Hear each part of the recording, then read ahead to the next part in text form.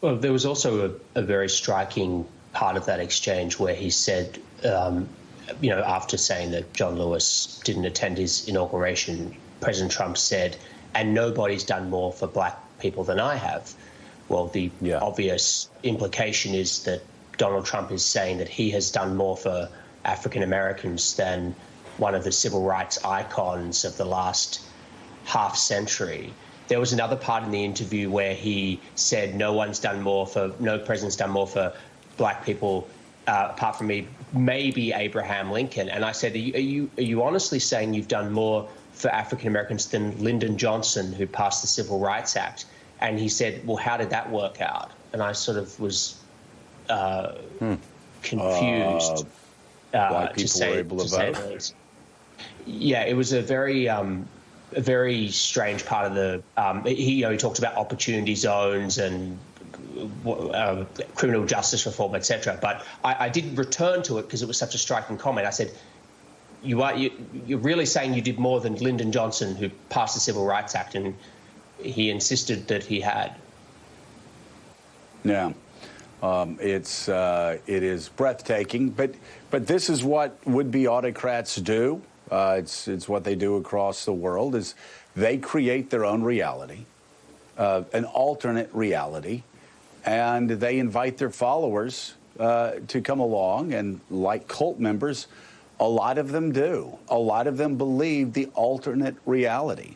And that's why Donald Trump still has the 40% or so hardcore support that he does have, because he has gotten people to buy into alternative facts. Now, if we were talking, as I've been saying since March, if we were talking about Robert Mueller, if this was just lying about Robert Mueller, or if this were those sad, pathetic souls that followed Donald Trump's propaganda about the, quote, Russian hoax, ignoring all of Donald Trump's cabinet members and team members that got thrown in jail for lying about their contacts with Russia, that would be one thing.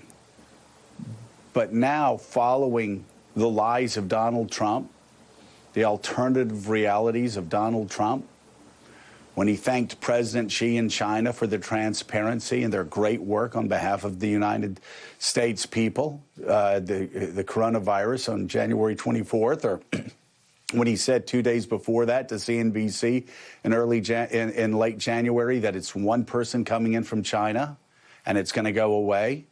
When he told the Michigan crowd a month later, at the end of February, it's 15 people coming in from this country, but it's soon going to be down to 0. We have nothing to worry about. When he told Republican senators in early March, don't worry about it, it's going to be fine, it's going to go away. When he told black leaders in the White House that it was going to disappear magically, that they needed to just relax, it was going to disappear magically. When he started saying it was going to go away in April because the weather was going to get warmer.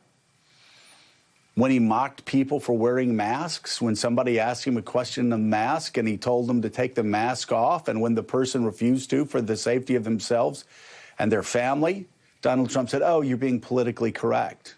When he continued to mock masks as somehow being unmanly or for whatever reason.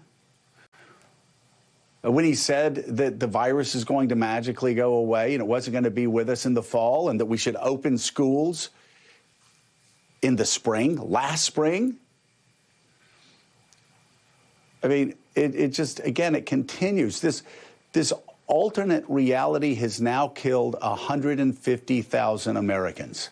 Who knows how many lives could have been saved if Donald Trump had taken this as seriously as Joe Biden at the end of January in a USA Today op-ed when Joe Biden said, we're not ready for the pandemic.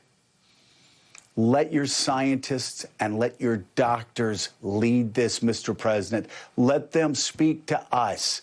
Tell us how we can save ourselves, how we can protect our families, how we can protect our senior citizens, how we can protect people with underlying conditions. Let your scientists and doctors talk, but the president wouldn't do that. Instead, he went out day in and day out By the way, you keep thinking he's going to learn as he gets the death count wrong. And 1,000 die, and then 5,000, 10,000, 50,000, 60,000, 100,000, 150,000. You would think he would have learned by now, but he just goes. Now he's telling you, cult followers, it is what it is. It is what it is. Are you going to continue following him? Over 200,000 deaths, 250.